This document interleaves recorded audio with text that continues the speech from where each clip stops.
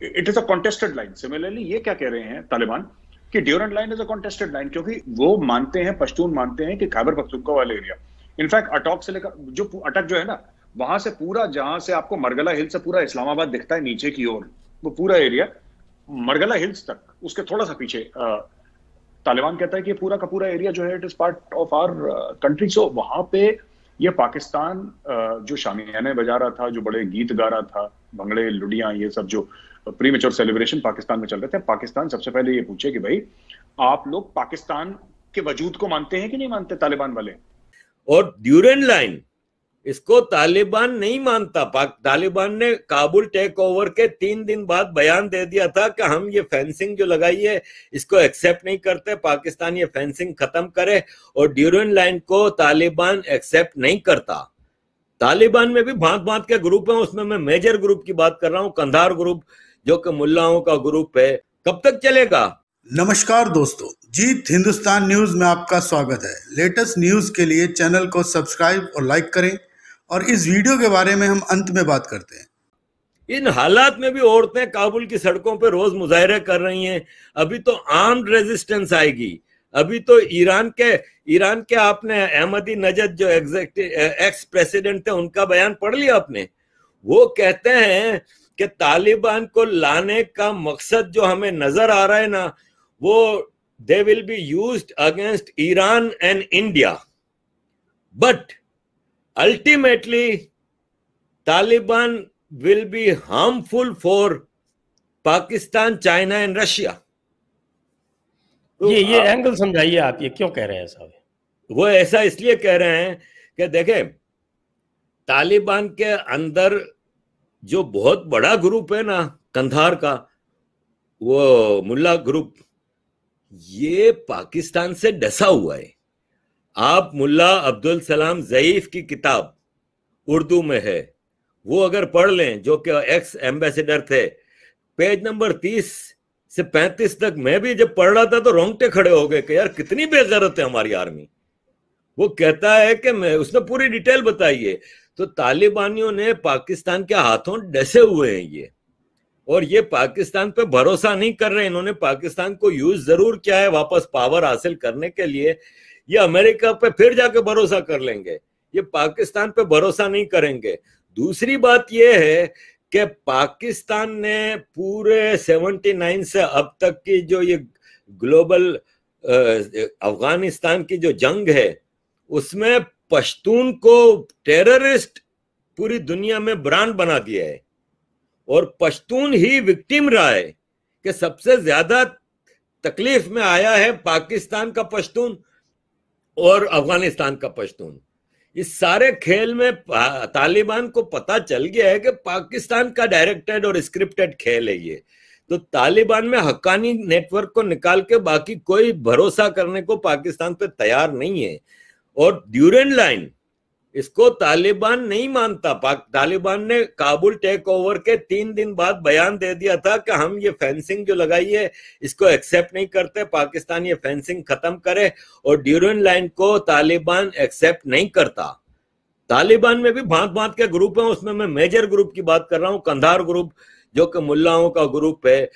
तो ये सब जो पश्तून हैं, पाकिस्तान के भी पश्तून आप देख लें, ANP का हो, महमूद खान अचकज़ई की पार्टी का हो, PTM हो, ये सब ड्यूरेंट लाइन को एक्सेप्ट नहीं करते।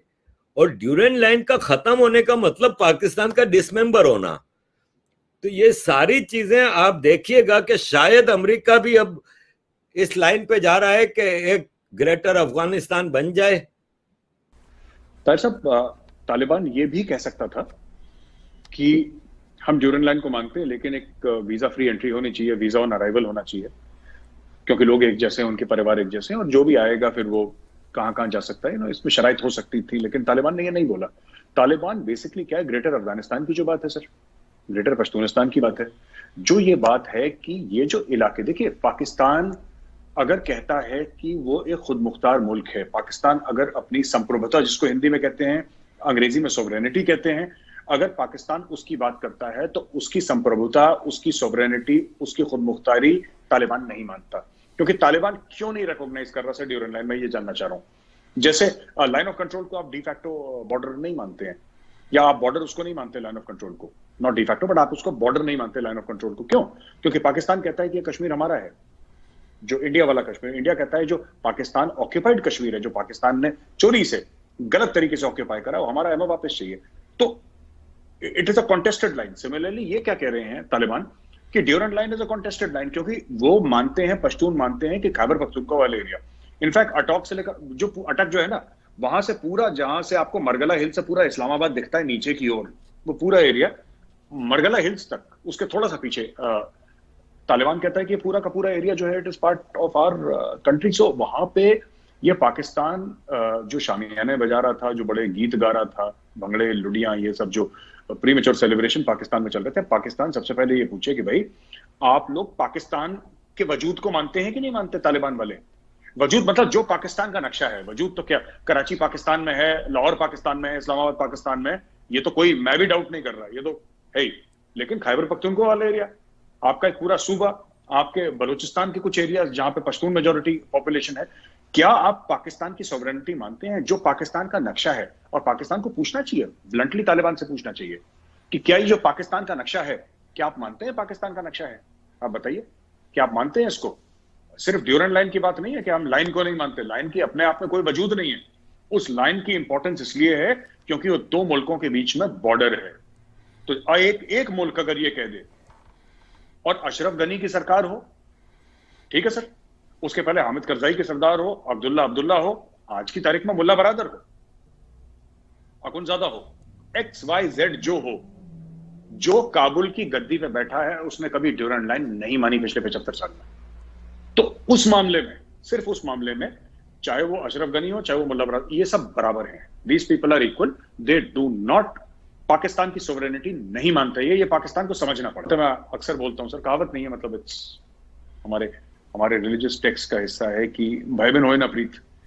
आपने पता नहीं सुना है कि नहीं सुना सर, भाई बहन होए ना प्रीत से, there is no friendship without fear sir. Yes, डर के बिना सर दोस्ती नहीं होती, आपको भय डालना पड़ेगा, और फिर आप तालिबान से दोस्ती करिए, as long as the Taliban is afraid of you.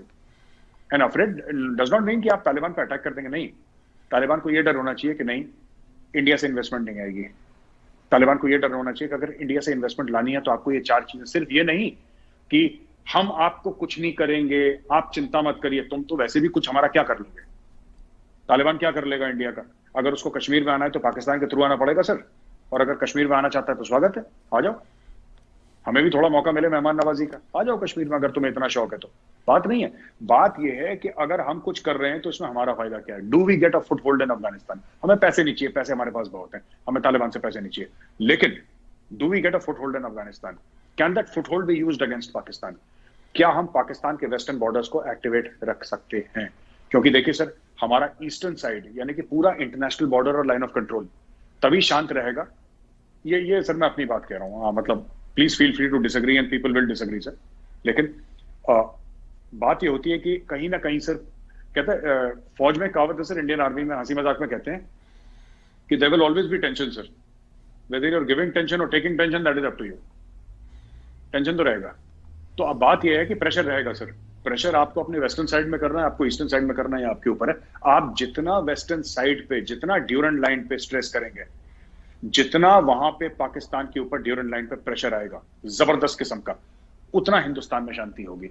जिस दिन पाकिस्तान में शांति हो गई, उस दिन हिंदुस्तान में अशांति हो जाएगी। There will be violence inside India. ये इतिहास बताता है, मैं नहीं कह रहा सर, ये इतिहास बताता है। इसलिए इंडिया के मफाद में यही है, इंडिया के फायदे में यही है कि ड्यूरेंट लाइन पे लगातार प्रेशर हो। इसके लिए आपको 5, 10, 15, 20, 25 बिलियन डॉलर अफगानिस्तान में डालने पड़े, आपको जो डालना पड़े, राइट। आप ये समझिए कि आपने रॉकेट खरीद लिया, आप ये समझ लिया आपने और राफेल खरीद लिए, आपने कुछ और कर लिया, क्योंकि this is equally important sir.